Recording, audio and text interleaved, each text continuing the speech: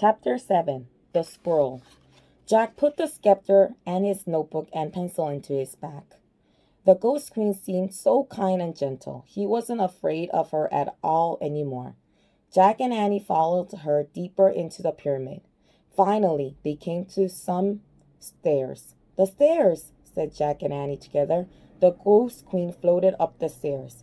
Jack and Annie followed. The ghost queen floated right through a wooden door.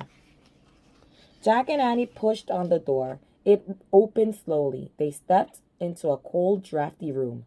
The ghost queen was nowhere in sight. Dim torchlight lit the huge room. It had a very high ceiling.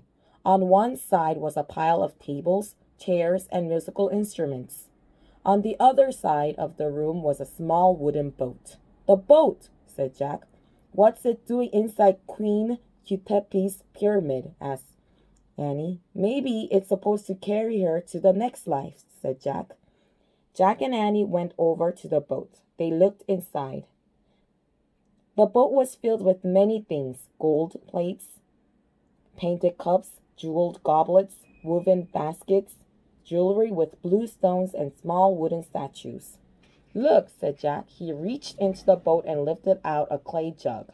"The jug," said Annie. Jack looked inside the jug. "Something's in here," he said. "What is it?" asked Annie. Jack felt inside the jug. "It feels like a big napkin," he said. "The folded cloth," said Annie. Jack reached into the jug and pulled out the folded cloth.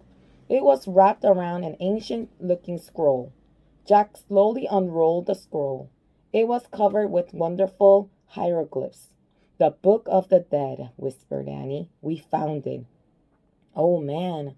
Jack traced his finger over the scroll. It felt like very old paper.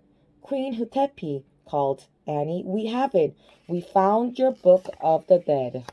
"Silence, Queen Hutepi." A door on the other side of the chamber creaked open. "Maybe she's in there," said Annie. Jack's heart was pounding. Cold air was coming through the open doorway. "Come on," said Annie. "Wait." "No," said Annie. "She waited thousands of years for her book. Don't make her wait any more." Jack put the ancient scroll into his backpack. Then he and Annie slowly started to cross the drafty room.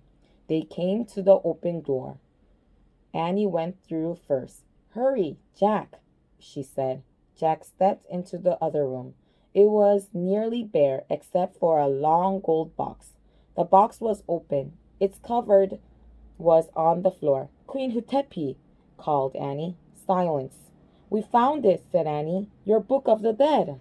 There's still no sign of the Goose Queen.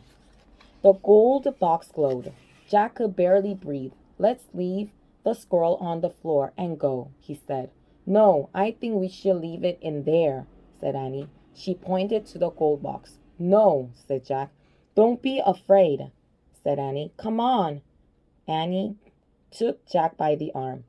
They walked together across the room to the glowing gold box. They stopped in front of the box and peered inside.